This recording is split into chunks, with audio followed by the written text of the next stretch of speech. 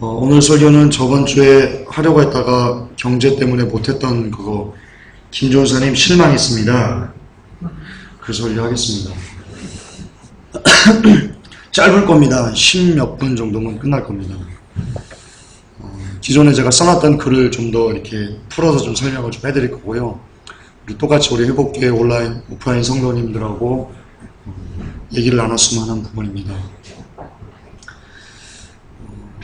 우리 회복교회에 많은 사람들이 왔다가 떠나갔습니다. 많이 왔다가 이거 없어야 됩니다. 꺼주셔. 시선이 분산되니까요. 많은 분들이 회복교회에 왔다가 떠나가면서 그 이구동성으로 한 말이요, 저에게 실망했다는 말입니다. 김 전사가 그럴 줄 몰랐네 부터 해가지고요, 대부분이 다 저에 대한 불만 때문에 떠나가셨습니다. 그리고 메일로도 참 많이 이렇게 실망했다, 그런 메일이 저에게 옵니다. 그런데 제가 답장을 그렇게 보냈습니다. 글도 써놨지만 비꼬는 건 아니었는데요, 잘하셨습니다, 잘됐습니다, 그렇게 제가 답장을 보냈습니다. 왜냐하면 그게 옳기 때문입니다. 자, 보세요. 저는 이 교회의 주인이 아니에요.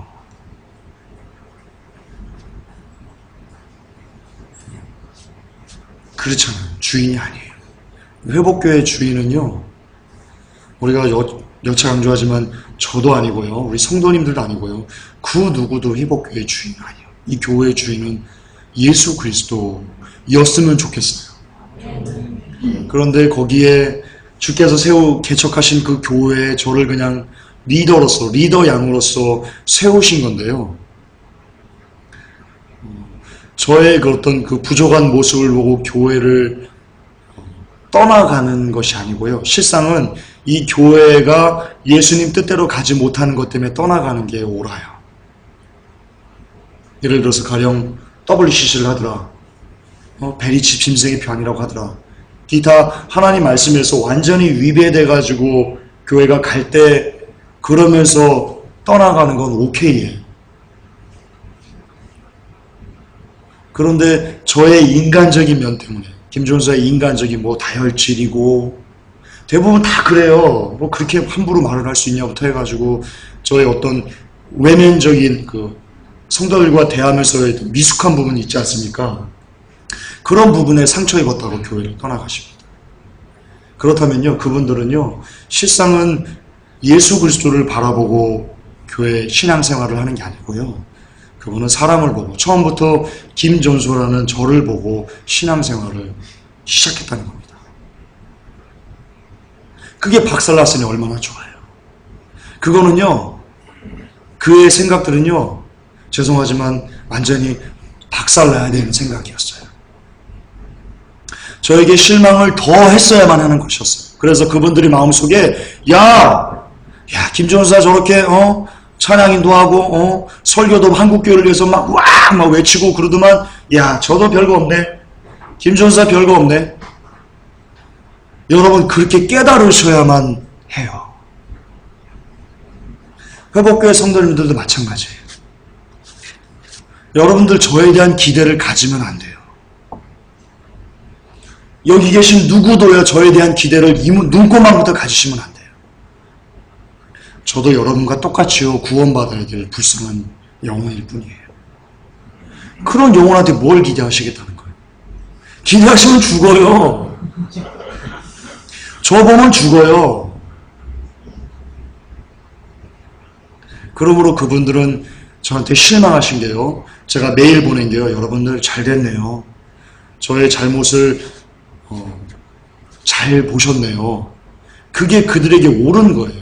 그러나 그분들이 그것을 보고요, 대신 이제는 눈을 고정을요, 다시 하나님을 보는 것으로 맞춰줘야만 해요. 그래야 더 옳아요.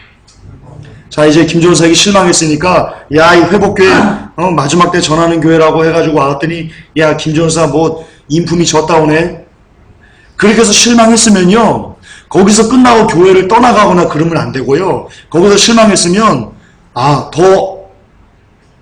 내가 진짜 사람 아니구나. 정말 이거는 마지막 때는 사람을 기대해서는 눈꼽만큼도 안 되구나.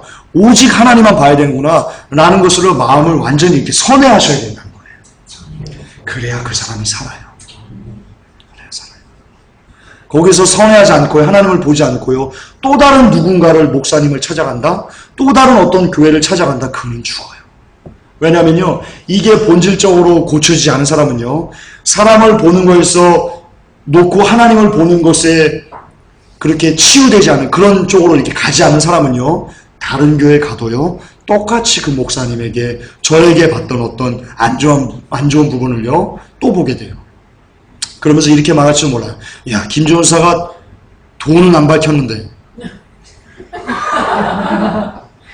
야, 이 목사님은 뭐야? 인품은 괜찮은데 돈을 밝히네? 이런 식으로 불만을 낳고요. 그렇게 될 수 있어요. 예를 들자면 그렇다는 거예요. 예를 들자면. 그게 끊임없어요. 왜냐면요. 인간은요. 그 누구도요. 완전 이런 단어를 가질 수 없기 때문이에요. 그 누구도요. 심지어 스데반 집사님도 완전이라는 걸 가질 수 없어요. 사도 바울 더더욱 완전이라고 가질 수 없어요. 베드로 완전 가질 수 없어요. 여러분 베드로가 성령 충만 받아가지고 설교할 때요. 3,000명이 회개하는 역사가 일어났습니다. 그렇게 하나님께서 그를 통해서 굉장히 큰 역사를 이루어가시는 하나님이 쓰시는 종이었습니다. 하나님의 일꾼이었습니다. 그리고 정해진 시간에 기도하러 이렇게 들어갈 때요. 안진뱅이가 있어요. 그러니까 주목하여 봐서 그를 은과 금은 내게 없어 내가 있는 것은 내게 주는 있고 나사렛 예수 그리스도 이름으로 일어나 걸어라 할 때요. 안진뱅이가 일어났어요. 이런 권능을 하나님으로부터 성령님의 권능을 이렇게 흘려보낸 그런 일꾼이었어요. 그런데 그가 유대인들을 두려워해가지고 외식했어요. 그랬던 사람도 그래요. 12사도가 어떻게 죽었어요?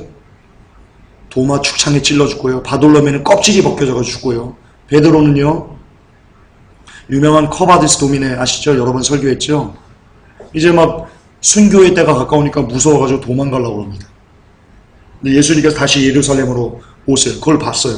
아니 예수님 어디 가시나이까 그게 주여 어디 가시나이까 그게 커바디스 도미네입니다. 그랬더니 네가 지기 싫어하는 그 십자가 내가 다시 지기 위해서 간다. 그랬더니 베드로가 회개하고요. 다시 가서 주님 어떻게 내 주님께서 나의 주인께서 똑바르게 십자가 지고 죽으셨는데 내가 어떻게 똑바로 주님처럼 감히 그렇게 십자가를 나 안 된다. 나는 거꾸로 매달아라. 베드로는 거꾸로 매달려서 순교했습니다. 그랬던 사람들도 허물이 있었어요. 그랬던 사람들도 하물며 지금일까 봅니까? 하물며 지금 2000년이나 지나가지고 믿음도 많이 개처반처럼 이렇게 떨어지고 기도도 더 많이 하라고 더 세상의 악에 물들여갔던 더 많이 그 초대교회 때보다 더 많이 망가졌던 사람들이 살고 있는 그런 사람들이 목양하는 그런 사람들이 교회 리더가 돼서 하는 그런 곳에 완전함을 기대한다고요? 있을 수 없는 일입니다. 그러므로 우리 교회에만 좀 이렇게 하다면요. 여러분 김관훈 전사를 기대하는 순간 여러분은 패망합니다. 반드시입니다. 99%도 아니고요. 저에 대한 기대치를 갖는 순간 여러분은 100% 패망할 수 있습니다. 왜냐하면 그 기대치가요. 여러분을 교회로부터 떨어져 나가게 하는 원동력으로 작용하게 될 것입니다. 저는 저를 알아요. 저는 저를 알아요. 여러분 저는 진짜 여러분 기대하면 죽어요. 어느 순간 야 김전사 졌다오야? 그 얼마든지 그럴 수 있는 성품을 저는 갖고 있어요. 여러분 그러니까 안 돼요. 여러분을 위해서 말씀드리는 거예요. 그리고 또한 어떤 목사님, 어떤 교회도 기대치를 가지면 안 돼요. 오직 하나님에게만 기대치를 두셔야 돼요. 자 그렇다면 제가 이 말씀을 생각하면서 또 하나 좀 이렇게 마음에 묵상하는 게 있어요. 그 제목이 뭐냐면요. 자리 지킴의 은혜입니다. 자리 지킴의 은혜. 자, 이제 기대치를 버린 사람들이 인간에게 어떤 교회 시스템의 이런 것들로부터 기대치를 버리고요. 오직 하나님을 바라보는 사람들에게서 나타난 열매가 뭔지 아십니까? 여러분, 자기의 자리를 지키는 것으로 나타납니다. 그 열매가 그렇게 나타납니다. 아무리 여기서 막 김종사님 우리 회복교회 진짜 이거야 라고 입술로 했던 사람들, 그러나 떠나간 사람 엄청 많습니다. 그러면요, 그들은요 처음부터 아니었을 가능성이 높습니다. 왜냐하면 그 열매가요, 그의 말이 아니고요, 그의 열매로 그를 안다고 했습니다. 그가 현재 이 자리를 지키지 않고 인간적인 것 때문에 시험 들었다, 저 때문에 시험 들었다, 예, 안타깝지만 그럴 수 있는 확률이 좀 있습니다. 아닐 수도 있죠. 하나님 뜻일 수도 있죠. 잘 모르겠습니다. 어쨌든 그러나 성경에서 보면 이제 제가 몇 가지 예화를 성경의 예를 들어드릴 텐데요. 그들의 모습을 통해 보는 것은요, 정말로 하나님만 보는 사람들에서 나타나는 열매는요, 자기의 자리를 끝까지 고수할 수 있는, 어떤 상황, 어떤 역경, 어떤 어려움이 있을지라도요, 끝까지 그 자리를, 나의 자리를 지키는 것으로 열매가 나타난다는 것입니다. 모세가 12 전탐꾼을 여리고성으로 보냈습니다. 그쪽으로 가나안 지방으로 보냈습니다. 12명이 다 가가지고요 둘러봤습니다. 정말로 꿀이 흐르는 그런 땅이었어요. 포도송이를 메고 왔는데요, 너무나 포도송이가 커가지고요, 그 막대기를 깨가지고 두 사람이 어깨에 메고 왔을 정도로, 그러니까 포도송이가 이만했던 거예요. 혼자 먹던. 지금 우리 포도 이만하죠? 초창기 포도는 막 이만했던 거예요. 알갱이가 막 주먹만 하고 막 그랬을 거예요. 그런 꿀이 흐르는 땅이었어요. 그런데 그들이 보았을 때요, 가나안 족속들은 정말 다 장대한, 기골이 장대하고 거인이었습니다. 근데 그 모습을 보니까, 그 환경을 보니까 나는 메뚜기 같아요. 야, 내가 저 사람하고 싸우면 한 방이면 날아가겠는데? 그러자 그들이 돌아와서 하는 말이요, 모세를 원망합니다. 여러분, 자리를 지킨다는 의미가 무슨 뜻일까요? 자리를 지킨다는 의미는요, 내가 그냥 여기 이렇게 계속 있는다? 이거 자리 지키는 거 아닙니다. 두 부부가 결혼해가지고 사는데요, 한 사람이, 남편이 아내에 대한 사랑이 전혀 없어요. 아예 없어요. 근데 그냥 같이 살아요. 사는 거예요? 아니에요. 그런 건 자리 지키는 게 아니에요. 자리 지키는 건 뭐냐면요, 정말 내 마음과 내 영혼이 거기에 가 있는 거예요. 무슨 말이냐? 12명의 정탐꾼들이 정탐하고 나서요, 모세를 원망했다는 것은 무엇이냐면요, 이미 그들은 보여지는 환경 때문에요, 보여지는 어떤 것 때문에요, 자기들의 자리를 이탈했다는 거예요. 이미 마음이 떠나간 거예요. 그렇게 보시면 돼요. 자리를 지킨다는 의미는요, 이곳에 마음을 둔다는 거예요.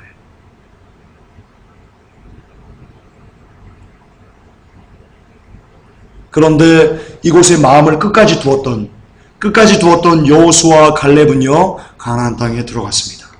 그러나 자기들의 자리를 지키지 않고 모세를 원망함으로 불평을 했던 그 10명과 그들의 후예들은 아니지, 그 세대는요, 40년의 광야 생활 동안 다 멸망당했습니다. 하나님이 기뻐하지 않으셨습니다. 여기서 알 수 있는 교훈이 있습니다. 모세가 하나님 말씀에서 어긋나지 않은 하나님께 어쨌든 지도자라면, 그리고 함께 그 길을 걸어왔다면, 모세에게서 어떤 말씀에서 위배되는 것, 하나님을 대적하는 것이 나타나지 않는 한, 여러분, 어떤 환경과 상황에서 그와 함께 자리를 지켜주는 것이 은혜라는 겁니다. 여러분들이 교회를 떠나가지 말라고 하는 말씀이 아닙니다. 그냥 말씀을 말씀대로 여러분들에게 전하는 겁니다. 다윗이요, 아시겠지만 다윗이 자기 장인어른 사울한테 이렇게 막 쫓겨다니고 있습니다. 죽음의 위협을. 그런데 그런 상황에서도 다윗을 버리지 않고 함께했던 이들이 있습니다. 아시죠? 기억나시죠? 어떻게 생각하세요? 다윗을 추종했던 그 400인을 어떻게 생각하세요? 분명히 다윗이 잡혀 죽으면요, 다윗만 죽어요? 아니요, 같이 죽어요, 그 부하들. 사울이 다윗만 죽이고 나머지는 풀어주겠어요, 걔가? 아니요, 그 친구가 너무 악랄해가지고요, 다 죽였을 거예요. 그런데 죽음의 위협이 있음에도 불구하고요, 다윗을 떠나가지 않고 그 자리를 지켜주었어요. 그리고 또한 다윗이 압살롬에게 반역이 와가지고 도망갈 때요, 신발도 못 신고 막 도망갈 때요, 그때도 그런 위험에도 불구하고 다윗을 끝까지 같이 곁해준, 자리를 지켜준 이들이 있었어요. 그런데 하나님께서 결국에는요, 그들을 복을 주셨어요. 여러분, 자리 지키면요, 하나님이 좋아하세요. 정말이에요. 자리를 지키는 건요, 끝까지 자기의 자리를 함께 한 사람과 함께 그 자리를 지켜주는 그 은혜는요, 여러분 귀해요. 참으로 귀해요.